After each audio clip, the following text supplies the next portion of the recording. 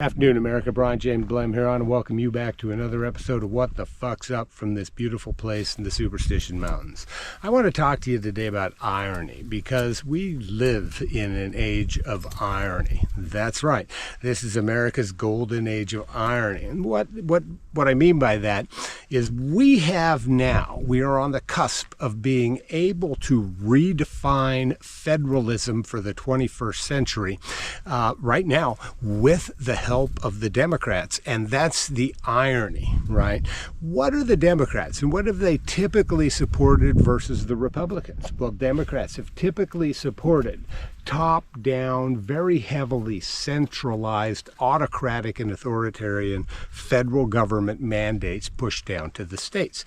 That has what they've always supported, right? What do Republicans support? Republicans have typically tended to support a different balance of power, one more closely associated with the United States Constitution.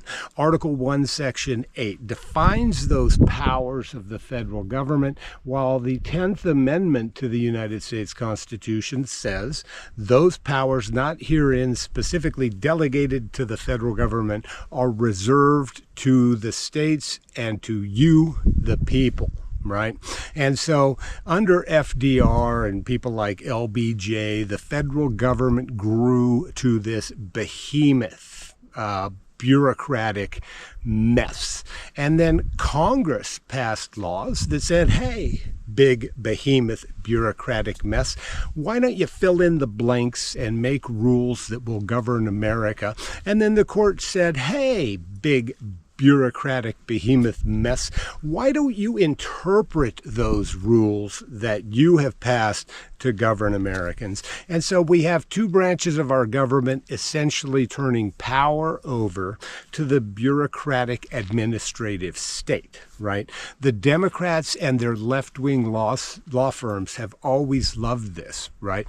This was their opportunity to get in there, to get to know these bureaucrats and to get to positions where they could help shape and craft rules and regulations that impact you on a daily basis, right?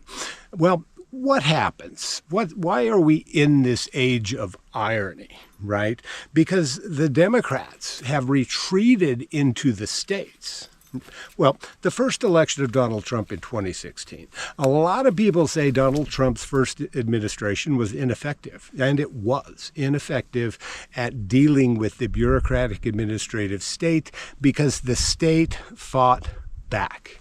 That's right. The bureaucratic administrative state doesn't like people telling it, we're going to win you down and make you smaller. So it will fight back, and it did with the support of the liberal Democrats. That's why you see all of these impeachment attempts aimed at Donald Trump during his first term. Well, then you have one area in which Donald Trump was exceptionally effective, and that is with the Supreme Court. Right? The Supreme Court would eventually come along and strike down what was known as the Chevron doctrine. That's the doctrine where the court gave deference to the bureaucratic administrative state's interpretation of the very rules written by the bureaucratic administrative state. Right? That's when the United States Supreme Court told Congress, no, if you want to make a law, you have to pass a law. And you cannot defer to these federal agencies to make these binding regulations on the American people. And it also told lower courts, no, you don't, they don't get to, their interpretations of their own rules, are not the law. And so the courts have to follow the actual evidence. They have to rely on the facts, and they have to interpret the laws as written by Congress rather than these bureaucratic administrative agencies. And so that was a huge slap to this democratic legal power structure in the United States, because they used to, they've made billions of dollars getting to know all of these bureaucrats that enforce these rules and regulations. They have helped write many of these rules and regulations. And so that was a huge slap to the bureaucratic administrative state. The second huge slap was overturning Roe versus Wade.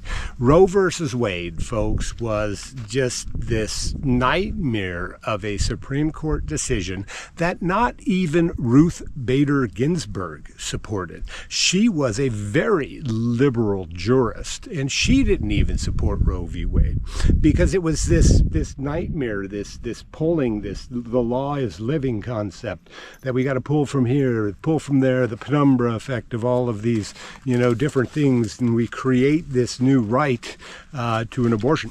Well, what that did was it federalized abortion policy in the United States. It federalized the definition of when does life begin, and it involved our federal courts in constant litigation trying to determine when life begins. Well, the United States Supreme Court, thanks to Donald Trump, said no. This isn't the role of the federal government, and it's not the role of the federal courts. This more properly belongs with the states, right? And so they overturned Roe versus Wade. They didn't overturn legalized abortion. What they did was they said, this is a state's issue. It's not a federal government issue, and they kicked it back. So what's happening now under Trump's second administration? We have all of this litigation as the Democrats and their liberal non-governmental organizations like States United have retreated into state governments, right? If you're in Arizona, States United essentially runs the state. You have, the governorship, the attorney general, that extremist. Who's using States United to help her target her political enemies. You have the Secretary of State's office, right? You had States United buried very deeply in Arizona elections in 2022.